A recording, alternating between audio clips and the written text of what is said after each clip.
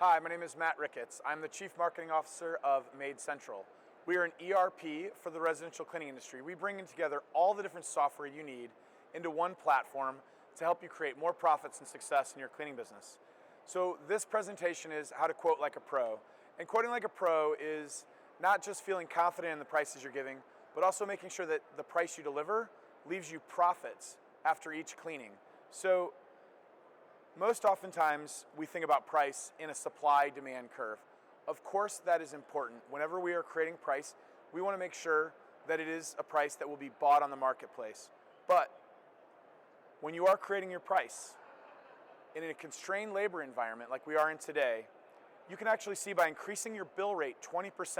So if you look at the sheet here, I'm going to kind of come over to my screen here. If you were billing $45 an hour to make a gross profit of $1,000 basically, you would need 13 employees. By raising that price to $55 per hour, with the parameters that are listed, you could actually almost halve that to 7.57 employees to make the same profit. That is, by definition, a pretty good system. I see businesses all the time that talk to me about how many employees they have, how many technicians, how many customers they have. But really, at the end of the day, it's how much profit is left in your bank account when you bid properly and you understand pricing and understand how to quote like a pro. You can actually have the same size bank account as a big business that's actually less efficient in how they bid, how they run their business.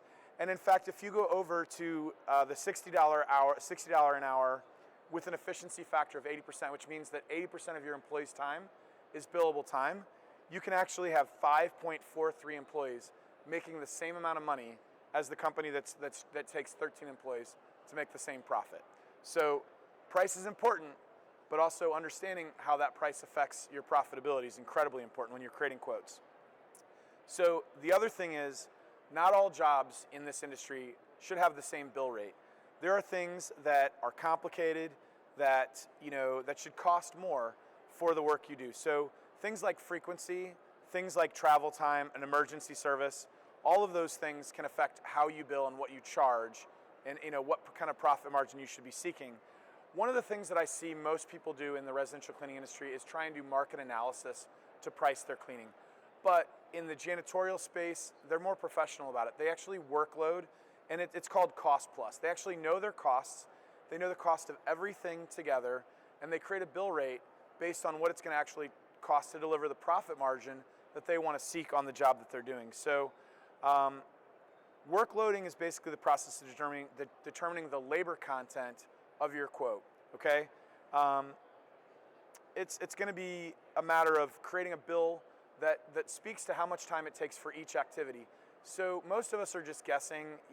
Over time you might have a good idea. You might have some spreadsheet you create, but I guarantee you there's no janitorial company in this show today versus the residential cleaning companies that doesn't go into a quote and they know what profit, at least a professional one, what profit's going to be left by the time they create their quote, account for all the different costs of goods sold, account for all their fixed costs. They know what's going to be left. The residential space has been slow to adopt that, but we're moving that direction. The professional, large, profitable companies have already adopted this, and it's trickling down to the rest. So a simplified version of this is to quote by square footage, to just use square footage as a proxy for, okay, this is going to be what I'm going to use to create bill rate. A more sophisticated approach to that is to cost plus every room, every fixture, every item in a home, so that you can actually create a perfect scope of work for your cleaning customers.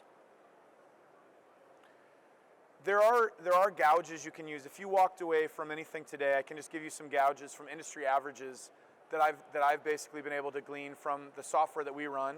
And what we're seeing is, if you're using square footage, just take this home. On average, your average technician in a home can clean about 700 square feet per hour. So if you're going to use square footage, that's a good place to start with. Instead of guessing, hopefully that can be something you can put into place right away. But if I really wanted to say, what would you be doing is you would be using a bill rate calculator, and you would actually be calculating out every single room, every single thing, so you actually could have a better idea, and you would know what to charge based on a bill rate calculator like this that's on the screen, where based on what your bill rate is, what your other costs of goods sold are, you know exactly what you need to charge to have a profit margin left over. So in the example, we're looking for a 20% profit margin, and that's all calculated. It's not a guess. It's a known quantity for you for what you need to charge. So you're not asking your peers, what do you charge? What do you charge? Because it's going to be affected by so many different things. Work comp rates in Missouri, where I'm at, are $265 per 100.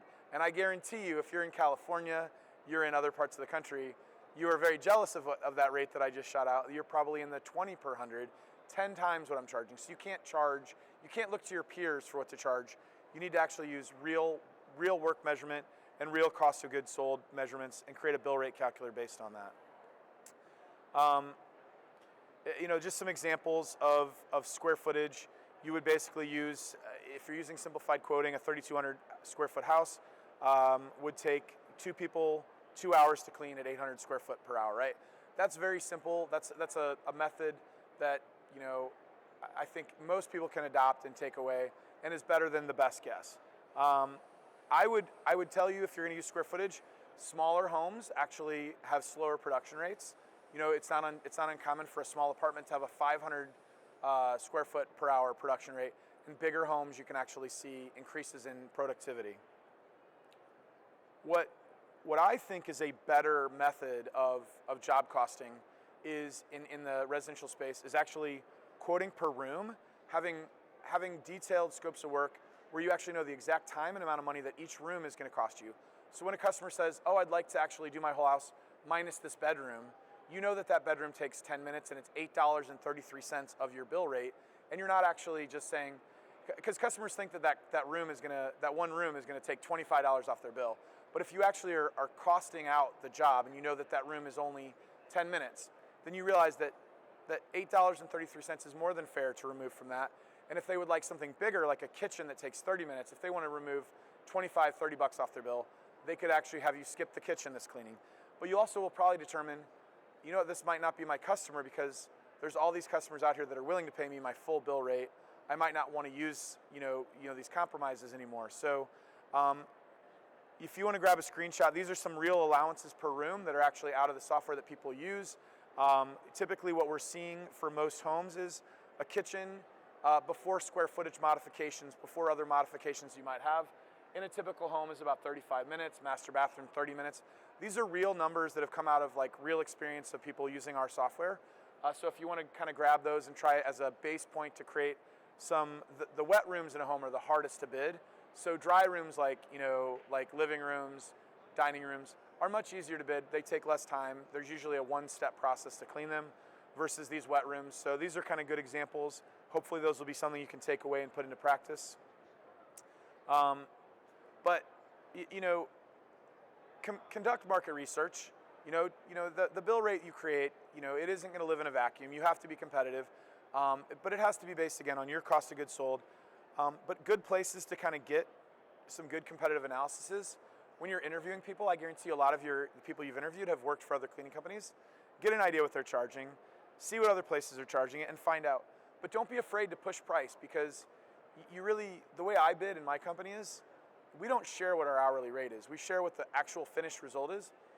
When you hire a lawn care company, you don't ask them what they charge per hour, and you don't begrudge them for putting in a better lawnmower in place, right? And they buy a better lawnmower and they can clean your yard faster or mow your yard faster and do that work. We don't actually ask them to give us a lower rate when they clean or when they mow our yard faster. In the cleaning industry, when you're billing per hour, you're gonna get hit by your customers. Well, it's only taking you 2 hours. It originally took you 3. Well, you should still be charging them the same thing because you just got more experienced. Your technicians got more experience. So I would highly suggest, moving to a flat rate pricing model, where as you have more and more professional and experienced technicians that you're paying more and more to work in this constrained labor environment, you actually, you're looking at it from the model of when you go get your haircut, you pay more for the experienced person. So we should not be giving our customers our hourly rate because it's going to fluctuate per employee. And if you are going to give them an hourly rate, every one of your employees should have a different hourly rate based on their productivity if you were to go to an hourly rate model. So other things just to kind of bear in mind with every cleaning is service frequency would be an area where I might consider some price reductions, because as you clean their house more often, you can actually get to know the house. That would be an area where I would potentially create a top tier price and then discount down based on frequency. So for my company, we charge quite a bit more for monthly service and then come down from there, so that it almost looks like we're giving a discount for weekly service. It's just that we charge more for less frequent service. And then you need to be measuring your work to really make this work. You need to be measuring what's happening every visit versus what you have allowed. The allowed hours is what you predict, and then you need to be measuring against that on every cleaning. To maximize your profitability, what my company does and what Maid Central does is we use the idea of normalized hours in our cleaning process. A normalized hour means that we know what an average cleaning technician will take to clean a home. So in the example, do you see at the top there, it says it's supposed to take 5.25 hours. It took that employee 5.43 hours, so they were over by 0.18. But what the software knows is that a normal employee would take 5 hours to do that house. You actually took longer because it was a slow employee, not because you underbid it. So good software, good work measurement is going to start telling you variance based on the employee and based on the job. So you can actually measure this every time and start to get better and better with your quotes, and then solve for this before it becomes a problem. So every job is a negotiation. If you cannot hit your allowed hours with your best people or with, and normalizing the time for your employees, then you need to raise rates and it becomes a negotiation. So how do you want to deal with that? You could remove a room, you could do other things, but you cannot work for less than your target labor hour because the margins are becoming thinner and thinner, the labor is becoming more and more expensive, so you have to be managing this every cleaning and looking at these allowed hours every cleaning. This is really where the money is made in this business. It is not in selling more jobs, it is managing the jobs that you have profitably to make as much money off them as you can and to not lose money when you do go over and solve for that and recorrect midstream. A good opportunity to make more money on your customers is extras though. Typically extra services are much more profitable per hour. Give your customers a great way and an easy way to add these on every cleaning. So for my company, we have an app where they actually can log in before the cleaning and add on these extras, things like bed linens, windows, and we'll text them a special automatically before which ones that we are trying to push and we're trying to move. So things like windows are very common that we're running window specials, things like that. So we're charging $7 a window. We can do 20 or 30 windows in an hour, just interior windows in a home. So we're making roughly $120, $130 an hour versus our typical traditional standard rates. So extras are a great way to increase bill rates, and adding them on and letting people know what they cost and how to get them is important in your quoting process. So I talked a little bit about the quoting process and then also standardizing, knowing what it's taking each cleaning, measuring it, and then correcting for it. Just remember, every cleaning is a negotiation. If you are off on your price, do not let that sit forever because there is a customer waiting for that slot at the moment that you have left unfilled and you're not making money. There are customers that you would be better off, you'd have more money in the bank if you did not clean for them. So, compare the bill rate to the job, fix it if it's too low, debrief your team, try and see if it's an internal problem, and then work with the customer to adjust it if not. So, if it's also an opportunity to potentially expand their service if they're coming in. Maybe they need a higher frequency. Maybe you can actually end up making more money off that customer, off that negotiation by recognizing that their bill rate is too low. So that was it. I had to rush through an hour presentation in 15 minutes. I hope you guys got something out of that. You can meet me at booth 4547. We have a demo at 2:30. If you click on that link, we're going to be in meeting room 272, all the way at the far end. You can join me there for a demo of our software and how we manage things like this at scale in profitable cleaning companies like my own. All right, thanks guys.